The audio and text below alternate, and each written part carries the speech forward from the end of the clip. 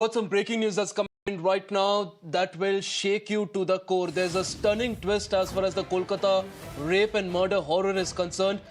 A doctor who was part of the post-mortem, the autopsy report, has now spoken out. He's revealed that this was a case of gang rape. It wasn't just rape, it was gang rape. Now, this is a doctor who's privy to the autopsy report. He's spoken out. He said that the victim was first raped and then she was murdered. In fact, what we are understanding that the brutality in this case was just like the Nirbhaya case. Yes, viewers, this is how brutal the entire incident was. And the report, the doctor says, indicates that there were multiple men involved. So far, the narrative that we have been listening to, the fact that there was one person involved, it was just the act carried out by one person. All of that now is being kept aside. This is a doctor who's privy to the autopsy report and he's very clearly come out and said that the brutality makes it very clear the fact that multiple men were involved, and this case isn't just a rape and murder case, it's a gang rape.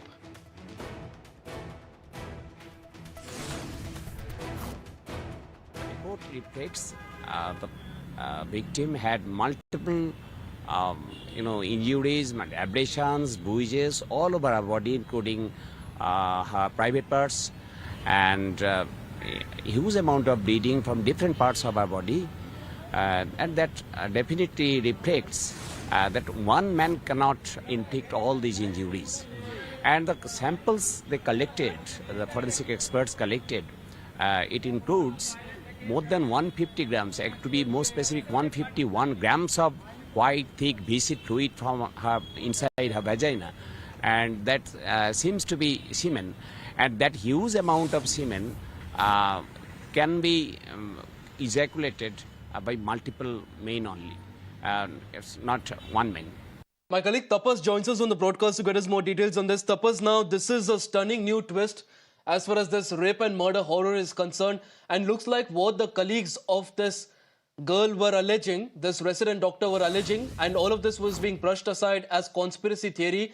It turns out it was not conspiracy theory. In fact, there was a lot of substance and looks like the skeletons are now slowly tumbling out of the closet.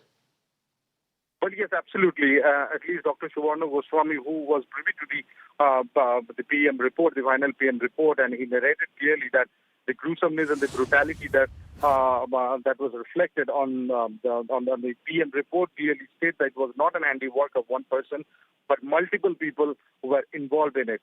And having said that, he also stated that the murder happened, the rape happened before the murder, because there was a contemplation that the sexual contact could have taken place after the murder, but the anatomy report clearly reflects that she was raped and then she was murdered. So these were the points, and there were a lot of speculations going around, and the doctor who have seen the report have categorically stated that the conspiracy theory, which was earlier termed as a conspiracy theory of the demands of the students, doesn't seem to be a speculation, but could be a reality. Now, it remains to be seen when CBI takes over the case and starts the investigation, what transpires out. Back to you.